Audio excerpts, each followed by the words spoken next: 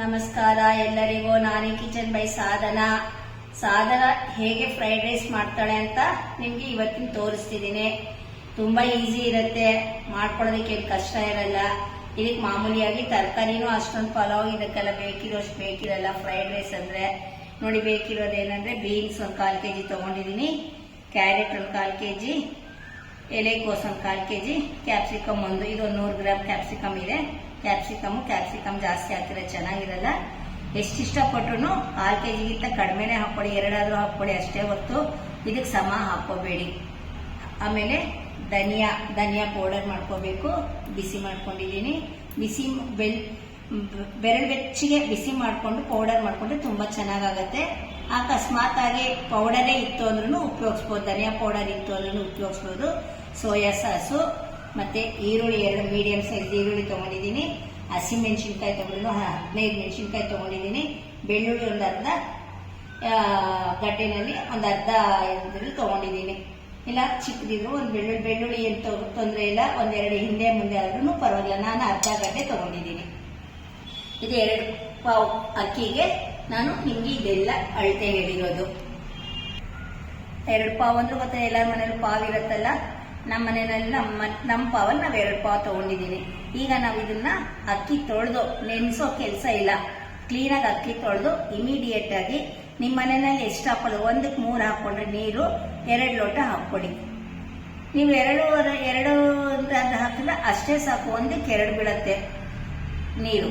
ಇದ್ರ ಜೊತೆಗೆ ತೊಳೆದು ಕುಕ್ಕರ್ಗೆ ಇಟ್ಟು ಅದ್ರ ಜೊತೆಗೆ ಸ್ವಲ್ಪ ಉಪ್ಪು ಮತ್ತೆ 1-2 ಸ್ಪೂನ್ ಅಷ್ಟು ಎಣ್ಣೆ ಹಾಕಬೇಕು. ಇದೆಲ್ಲ ಅಷ್ಟರೊಳಗೆ ಈ ಕುಕ್ಕರಲ್ಲಿ ಇಡುವಷ್ಟರೊಳಗೆ ಇದೆಲ್ಲ ಹೆಚ್ಕೊಂಡು ಮತ್ತೆ ಈ ಪೌಡರ್ ಮಾಡಿಕೊಂಡು ಇದು ಮೆಜರ್ಮೆಂಟ್ ಹೇಳ್ತೀನಿ. ಸೋಯಾ ಸಾಸು ಬೇಕು. ಸೋಯಾ ಸಾಸು ನಾವು ಮಾಡಬೇಕಾದಾಗ ಮಿಕ್ಸ್ ಮಾಡ್ಕೋಬೇಕು. ಎಷ್ಟು ಮಿಕ್ಸ್ ಮಾಡ್ಕೋಬೇಕು ಎಷ್ಟು ಅಂತ ನಾನು ನಿಮ್ಗೆ ತೋರಿಸ್ತೀನಿ.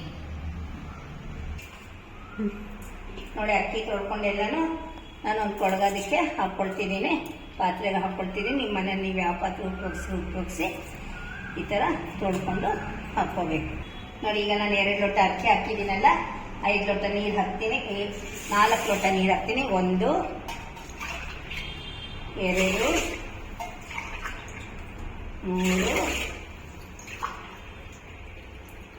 4 ಲೋಟ ನೀರು ಹಾಕ್ತಿದ್ದೀನಿ. ನಮ್ದು ಅಕ್ಕಿ ತುಂಬಾ ಹಳೇದಾಗಿದೆ, ಹಾಗಾಗಿ ಇನ್ನೊಂದು ಅರ್ಧ ಲೋಟ ನೀರು ಹಾಕ್ತೀನಿ. ನೋಡಿ, ಒಂದು ಸ್ವಲ್ಪ ಉಪ್ಪು ಅಷ್ಟೇ, ಜಾಸ್ತಿ ಏನು ಬೇಡ. ಸ್ವಲ್ಪ ಉಪ್ಪು ಹಾಕೊಂಡು ಕೈ ಆಡಿಸ್ಬಿಟ್ಟು ಮತ್ತೆ 1-2 ಸ್ಪೂನ್ ಅಷ್ಟು ಎಣ್ಣೆ.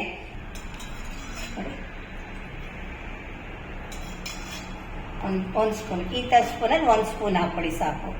ಯಾಕೆ ಎಣ್ಣೆ ಹಾಕೋದು ಅಂದರೆ ಅರಳು ಮೆಟ್ಕೊಳ್ಳೋದಿಲ್ಲ, ಬಿಡಿ ಬಿಡಿಯಾಗಿರುತ್ತೆ, ಚೆನ್ನಾಗಿರುತ್ತೆ, ಟೇಸ್ಟ್ಫುಲ್ ಆಗಿರುತ್ತೆ. ಇವಾಗ ಇದನ್ನ ಕುಕ್ಕರಲ್ಲಿ ಇಡ್ತೀನಿ. ಕೂಗೋ ಅಷ್ಟರಲ್ಲಿ ನಾನು ತರಕಾರಿ ಎಲ್ಲ ಕಟ್ ಮಾಡ್ಕೊಳ್ತೀನಿ. ಇಟ್ಟು ಮುಚ್ಚಿ ಪ್ರೆಷರ್ ಹಾಕ್ತೀನಿ. ಹಾಕಿದ್ಮೇಲೆ 2 ವಿಜಿಲ್ ಕೂಗಿದ್ರೇ ಆಫ್ ಮಾಡ್ಕೊಂಡ್ಬಿಡಿ.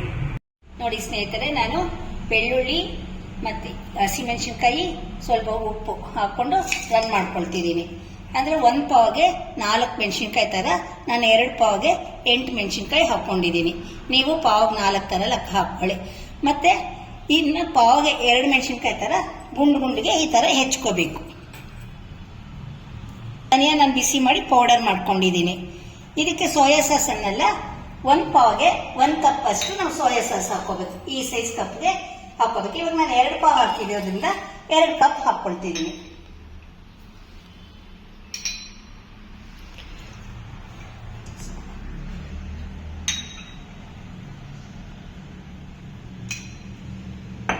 ನೋಡಿ, ಈ ತರ ತುಂಬಾ ತೊಣಕ್ ತಗೋಬೇಡಿ. ಒಂದು ಸ್ವಲ್ಪ ಮುಕ್ಕಾಲಷ್ಟು 2 ಕಪ್ ತಗೊಳ್ಳಿ. ಇಷ್ಟು ಸೋಯಾ ಸಾಸ್ ಬೇಕೇ ಬೇಕು.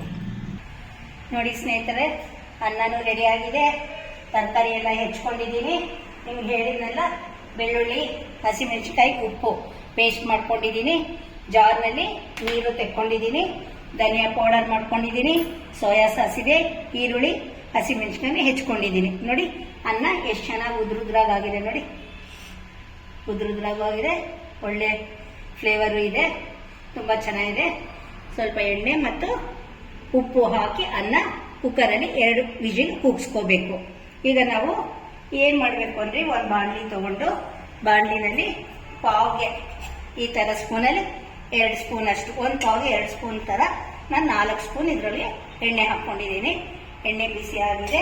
ಈಗ ಇದು ಸ್ವಲ್ಪ ನಾವು ಜೀರಿಗೆ ಸಿಡಿಯೋದಕ್ಕೆ ಸ್ವಲ್ಪ ಜೀರಿಗೆ ಹಾಕೋಣ. ನೋಡಿ ಎಣ್ಣೆ ಬಿಸಿ ಆಗಿದೆ, ಜೀರಿಗೆ ಹಾಕೊಂಡೆ ಹಾಕ್ತಿದ್ದಂಗೆ ಸಿಡಿತಿದೆ,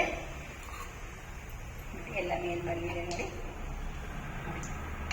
ಈಗ ನಾವು ಹಸಿಮೆಣಸಿನ್ಕಾಯಿ ಹಾಕೊಳ್ಳೋಣ. ಒಂದು ಪಾವ್ಗೆ 2 ಮೆಣಸಿನ್ಕಾಯಿ ಥರ ಈ ಥರ ಗುಂಡಿಗೆ ಹೆಚ್ಕೊಂಡಿದ್ದೀನಿ. ಇದನ್ನು ಈಗ ಹಾಕ್ತಿದ್ದೀನಿ.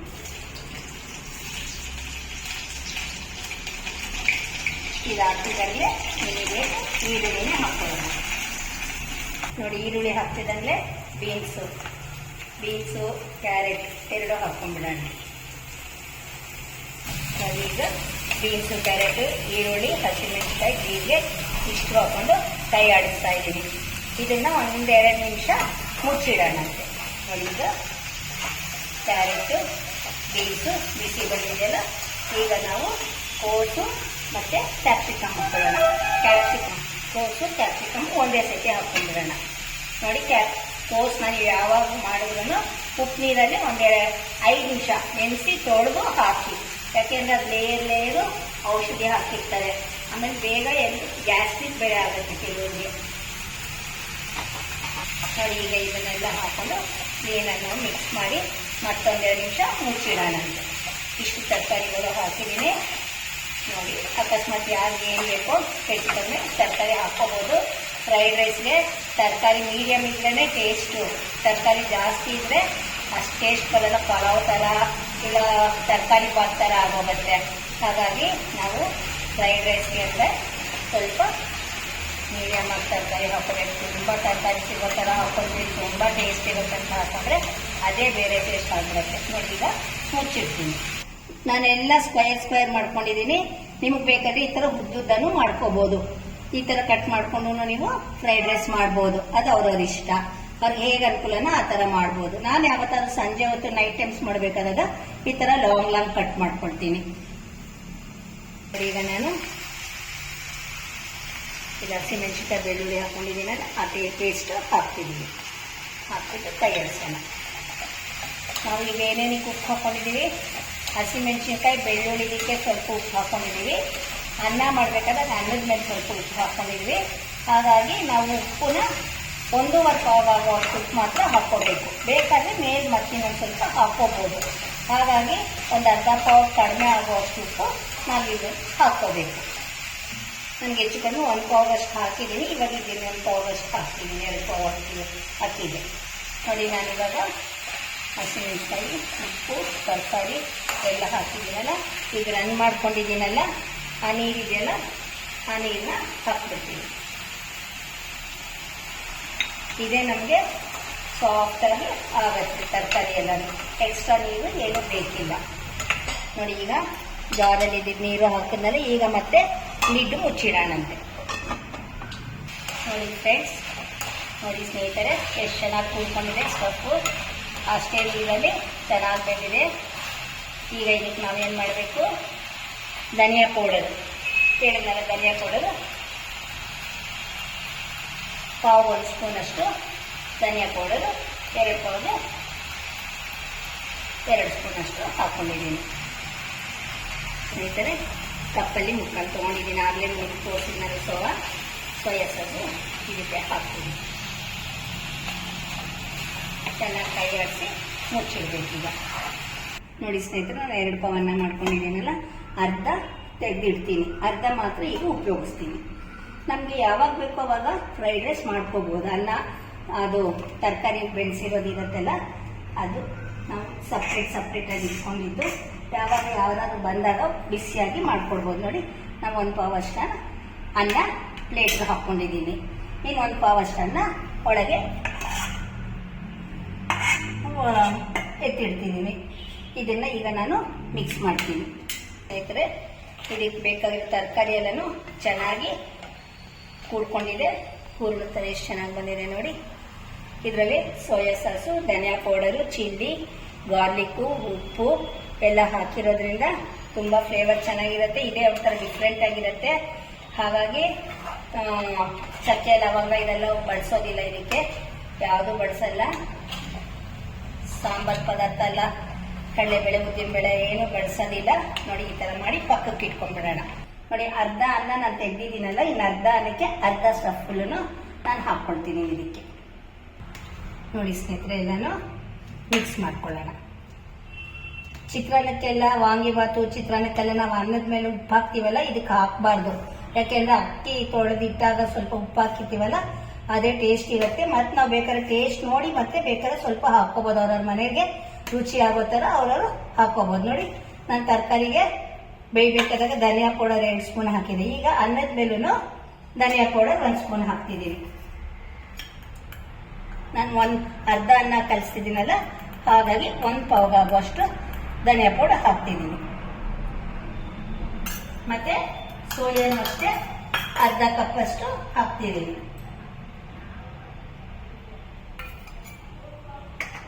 ನೋಡಿ, ಒಂದು ಅರ್ಧ ಕಪ್ ಅಷ್ಟು ಸೋಯಾನು ಹಾಕ್ಕೊಳ್ತೀನಿ. ಈ ಸೋಯಾದು ಧನಿಯಾದು ಏನ್ ತೊಂದರೆ ಇಲ್ಲ. ಒಂಚೂರು 1 ಸ್ಪೂನ್ ಅರ್ಧ ಸ್ಪೂನ್ ಹಿಂದೆ ಮುಂದೆ ಆದ್ರೂ ಏನ್ ತೊಂದರೆ ಇಲ್ಲ. ಮತ್ತೆ ಬೇಕಾದ್ರೆ ನೋಡಿ ಈ ತರ ಮಿಕ್ಸ್ ಮಾಡ್ಕೊಂಡ್ಬಿಟ್ಟು ಮತ್ತೆ ಒಲೆ ಮೇಲೆ ಇಟ್ಟು ಬಿಸಿ ಮಾಡಿದ್ರೆ ಫ್ಲೇವರ್ ಚೆನ್ನಾಗಿ ಕುಡ್ಕೊಳುತ್ತೆ. ನೋಡಿ, ನಾವು ಸೋಯಾ ಹಾಕ್ತೀವಲ್ಲ, ಸೋಯಾ ಹಾಕಿದಾಗಿಂದಾನು ನಾವು ಸಣ್ಣ ಊರಿನಲ್ಲೇ ಮಾಡ್ಕೋಬೇಕು. ಇದು ಅಷ್ಟೇ. ಈಗ ನಾನು ಸಣ್ಣ ಊರಿನಲ್ಲಿ ಮಾಡ್ಕೊಳ್ತೀನಿ. ಈ ಟೇಸ್ಟ್ ನೋಡಿ, ಇನ್ನೊಬ್ಬರಿಗೆ ಸೋಯಾ ಬೇಕು ಅನ್ಸಿದ್ರೆ ಇನ್ನೊಂದು ಸ್ವಲ್ಪ ಹಾಕೋಬಹುದು. ಆಕ್ಚುಲಿ ನಾನು ಹೇಳಿರೋ ಮೆಜರ್ಮೆಂಟ್ಗೆ ಚೆನ್ನಾಗಿರುತ್ತೆ ಅವರ ಟೇಸ್ಟ್ ಅಲ್ವೇ, ಹಾಗಾಗಿ ನೀವು ಸ್ವಲ್ಪ ಬೇಕಾದ್ರೆ ಸೋಯಾ ಸಾಸ್ ಹಾಕೋಬಹುದು. ಟೇಸ್ಟ್ ಅವ್ರವ್ರಿಗೆ. ನಮ್ಮ ಮನೆಯಲ್ಲಿ ಈ ಮೆಜರ್ಮೆಂಟ್ ನಾನು ಮಾಡ್ತೀನಿ, ಎಲ್ಲರೂ ಇಷ್ಟಪಡ್ತಾರೆ, ಚೆನ್ನಾಗಿರುತ್ತೆ, ಏನೊಂದು ವ್ಯತ್ಯಾಸ ಇರಲ್ಲ, ಚೆನ್ನಾಗಿರುತ್ತೆ. ಧನಿಯಾ ಪುಡಿಯಿಂದ ಸೋಯಾ ಸಾಸು, ಚಿಲ್ಲಿ ಎಲ್ಲರೂ. ಇವಾಗ ಚಿಲ್ಲಿ ನಾನು ಹೇಳ್ದಂಗೆ 4 ಮೆಣಸಿನ್ಕಾಯಿ ರುಬ್ಬಕ್ಕೆ, 2 ಮೆಣಸಿನ್ಕಾಯಿ ರೌಂಡಾಗಿ ಕಟ್ ಮಾಡ್ಕೊಳ್ಳೋಕ್ಕೆ, ಆ ಥರನೇ ತಗೊಳ್ಳಿ, ಚೆನ್ನಾಗಿರುತ್ತೆ. ಮೆಣಸಿನ್ಕಾಯಿ ಸ್ವಲ್ಪ ಹಳೇದಾಗಿ ಖಾರ ಕಡಿಮೆ ಇತ್ತು ಅಂದ್ರೆ ಇನ್ನೊಂದು ಜಾಸ್ತಿ ಇಟ್ಕೊಳ್ಳಿ, ಇಲ್ಲಾಂದ್ರೆ ಅಷ್ಟೇ ಸಾಕು. ಫ್ರೆಶ್ ಆಗಿದ್ದು ಖಾರ ಇತ್ತು ಅಂದ್ರೆ ನಾ ಹೇಳ್ದಷ್ಟೇ ಸಾಕು. ಯಾಕೆಂದ್ರೆ ಕ್ಯಾಪ್ಸಿಕಮ್ ಹಾಕಿರ್ತೀವಲ್ಲ, ಸೊ ಫ್ಲೇವರ್ ತುಂಬಾ ಚೆನ್ನಾಗಿರುತ್ತೆ. ತುಂಬಾ ಖಾರವಾಗಿ ತಿನ್ನೋದಕ್ಕೆ ಇದು ಫ್ರೈಡ್ ರೈಸ್ ಅಷ್ಟು ಚೆನ್ನಾಗಿರಲ್ಲ. ನೋಡಿ ಫ್ರೆಂಡ್ಸ್, ಏನ್ ರುಚಿಯಾಗಿರೋ ಫ್ರೈಡ್ ರೈಸ್. ಇದಕ್ಕೆ ನಾನು ಸೈಡಲ್ಲಿ ಟೊಮೊಟೊ ಸಾಸ್ ಹಾಕೊಂಡಿದ್ದೀನಿ, ಮತ್ತೆ ಈರುಳ್ಳಿ ಸೌತೆಕಾಯಿನ ಮಿಕ್ಸ್ ಮಾಡ್ಕೊಂಡಿದ್ದೀನಿ. Salt and pepper, black salt ಇಂದ ಹಾಕ್ಬೋದು, ಇಲ್ಲಾಂದ್ರೆ ಇಲ್ಲ. ಬೇಕಾದ್ರೆ ನಿಂಬೆಹಣ್ಣು ಬೇಕಾದ್ರೆ ಹಾಕೋಬಹುದು, ಇಲ್ಲ ಅಂದ್ರೆ ಇಲ್ಲ. ಆಕ್ಚುಲ್ ಆಗಿ ಉಪ್ಪು ಮತ್ತು ಕಾಳು ಮೆಣಸಿನ ಪುಡಿ ಇತ್ತು ಅಂದ್ರೆ ಸಾಕಿದಕ್ಕೆ. ಇದ್ರ ಜೊತೆಗೆ ತಿಂತಾದ್ರೆ ಅದೆಷ್ಟು ನಾವು ತಿಂದಿದೀವಿ ಅಂತ ನಮ್ಗೆ ಗೊತ್ತಾಗಲ್ಲ, ಅಷ್ಟು ಟೇಸ್ಟ್ಫುಲ್ ಆಗಿರುತ್ತೆ. ನೀವು ಮಾಡಿ ಹೇಗಿದೆ ಅಂತ ಹೇಳಿ. ನಾನು ಕಿಚನ್ ಬೈ ಸಾಧನ. ಬಾಯ್ ಬಾಯ್.